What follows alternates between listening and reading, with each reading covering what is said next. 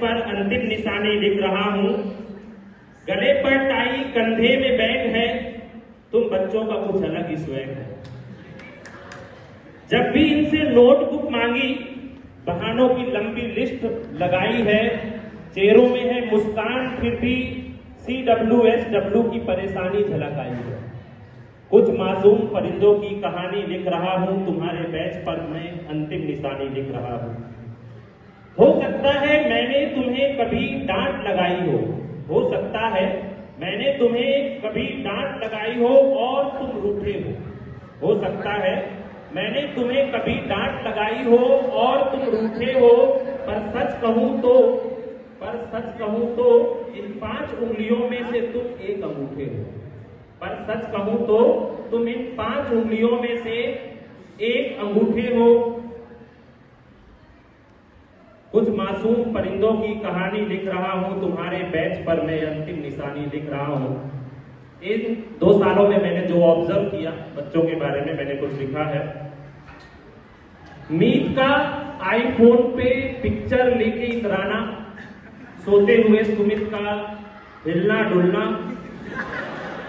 जनक की जमहाई, मोहित को पता नहीं कब नींद आई, रोहन का सीरियस होना, रिद्धि का डाउट के लिए रोना, राही का पढ़ाई की राहों में भटक जाना, रुस्का की फिजिक्स की नोट्स पे ड्राइंग का आ जाना, विनेश का स्कूल के रास्ते भूल जाना, वो साधना का टीचर पर निशाना साधना, वो सलोनी का साधना को संभालना, वो खुशी की मासूमियत, वो मिष्टी का कभी खुशी कभी गम, वो साक्षी के झगड़े, वो कृषा के कुछ अपने ही पंगे, वो भटकती हुई रिया टिया, वो तनिषा लगी 12th स्टैंडर्ड का अकेला दिया, वो करण की झपकी, वो ध्रुविन की मस्ती, वो प्रियांशी की लाई हुई मिठाई, देविका हमेशा डाउट के लिए ही नजर आई।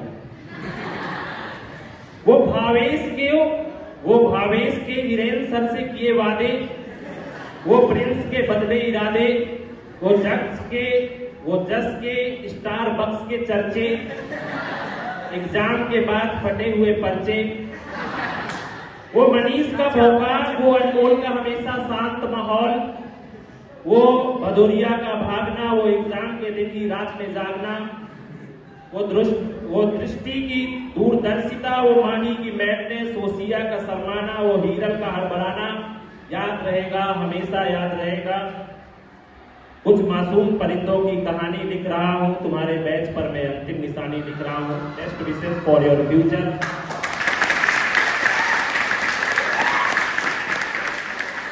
अच्छे से पढ़ाई करना, सिर्फ 10 या 12 दिन बाकी है आपके एग्जाम के लिए।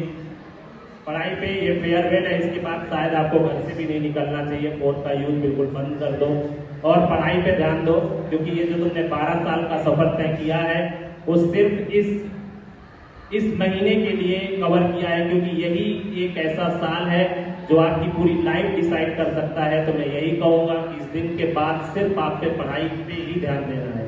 Per day 2 to 3 sample paper solve करो, वही तुम्हारे फ्यूचर के लिए सबसे बेस्ट चीज है। Thank you very much.